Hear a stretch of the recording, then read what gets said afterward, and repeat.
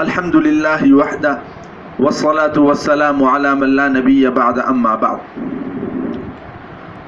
معزز سامعین کرام، سفر کا مہینہ چل رہا ہے اور اس مہینے کے تعلق سے ہمارے معاشرے میں اور ہماری سوسائٹی کے اندر بہت سے غلط نظریات آ گئے ہیں۔ انہی غلط نظریات میں سے ایک غلط نظریہ اس مہینے کے آخری بدھ کے بارے میں ہے۔ بعض لوگ یہ سوچتے ہیں کہ سفر کے مہینے کا جو آخری بدھ ہے، یہ آخری بدھ محترم ہے اور اس کی ایک اہمیت ہے اور اس کی ایک فضیلت ہے، اور وجہ یہ بیان کرتے ہیں کہ اللہ کے رسول صلی اللہ علیہ وسلم اس دن بیماری سے صحت یاب ہوئے تھے اور آپ نے غسل صحت فرمایا تھا، اس لیے یہ دن محترم ہے اور فضیلت والا دن ہے۔ اور اس دن انہوں نے، بعض لوگوں کے اندر یہ چلن چلا ہوا ہے کہ وہ ایک مخصوص قسم کی نماز بھی اس دن کے اندر پڑھتے ہیں، اور اس دن کے اندر یہ لوگ روزہ بھی رکھتے ہیں مخصوص قسم کا، اور اس دن کے اندر یہ غریبوں کو کھانا بھی کھلاتے ہیں، اور اس دن کے اندر جو ہے یہ مٹھائی بھی تقسیم کرتے ہیں۔ تو آج کی اس ویڈیو میں یہ بتانا ہے کہ اس طریقے کے اعمال کرنا درست ہے یا درست نہیں ہے۔ تو سب سے پہلے ہم یہ عرض کرنا چاہتے ہیں کہ یہ ماننا کہ سفر کے آخری بدھ میں اللہ کے رسول صلی اللہ علیہ وسلم بیماری سے صحت یاب ہوئے تھے، یہ سوچ غلط ہے۔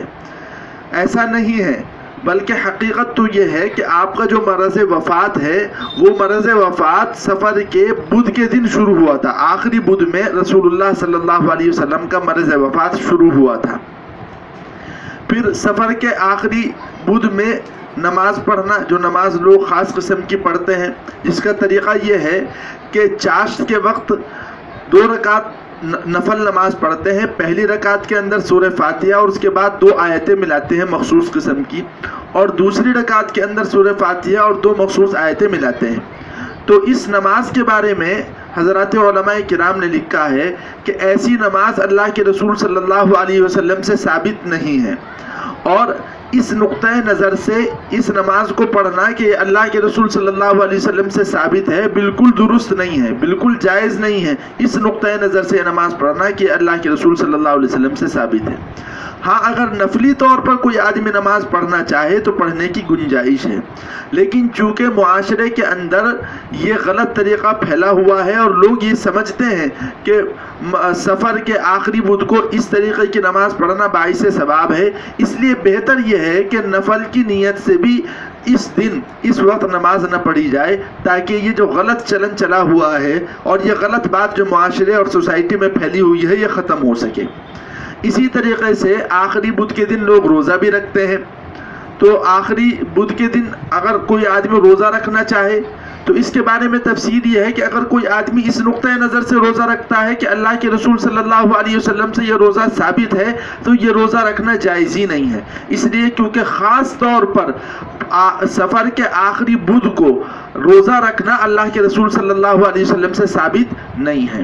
لیکن اگر کوئی آدمی نفلی روزہ رکھ لے اس دن تو کوئی حرج کی بات نہیں ہے، لیکن اس میں اس بات کا بھی پہلو مد نظر ہونا چاہیے کہ چونکہ سوسائٹی میں یہ بات پھیلی ہوئی ہے کہ سفر کے آخری بدھ کو روزہ رکھنا ایک ثواب کا کام ہے اور یہ اللہ کے رسول صلی اللہ علیہ وسلم سے ثابت ہے، اس لیے نفل کی نیت سے بھی اس دن روزہ نہ رکھنا چاہیے اور روزہ رکھنے سے پرہیز کرنا چاہیے۔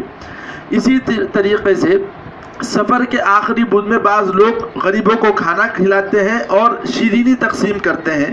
تو اس کے بارے میں یہ معلوم ہونا چاہیے کہ غریبوں کو کھانا کھلانا بہت اچھی بات ہے اور شیرینی تقسیم کرنا بہت اچھی بات ہے، اور یقیناً یہ ثواب کا کام ہے، لیکن آخری بدھ کو، سفر کے آخری بدھ کو شیرینی تقسیم کرنا یا غریبوں کو کھانا کھلانا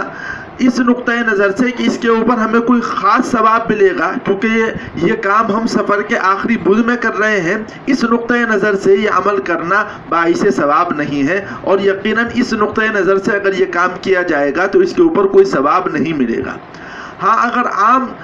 کسی آدمی کا مزاج ہے کہ وہ غریبوں میں تقسیم کرتا ہے شیرینی یا غریبوں کو کھانا کھلاتا ہے، وہ اس دن کھانا کھلا دے اور یہ نقطۂ نظر اس کے پیش نظر نہ ہو تو ایسا کیا جا سکتا ہے، لیکن اگر بہتر یہ ہے کہ اس دن بھی اس طریقے کی یعنی اس نقطۂ نظر سے، عام نقطۂ نظر سے اس دن شیرینی تقسیم نہ کرے اور غریبوں کو کھانا نہ کھلائے، تاکہ جو سوسائٹی میں غلط طریقہ رائج ہے اس غلط طریقے کو ختم کیا جا سکے۔ اللہ تبارک و تعالی ہم تمام لوگوں کو دین پر عمل کرنے کی توفیق عطا فرمائے، صحیح طریقے سے عمل کرنے کی توفیق عطا فرمائے اور شریعت کی سمجھ عطا فرمائے۔ وآخر دعوانا الحمد للہ رب العالمین۔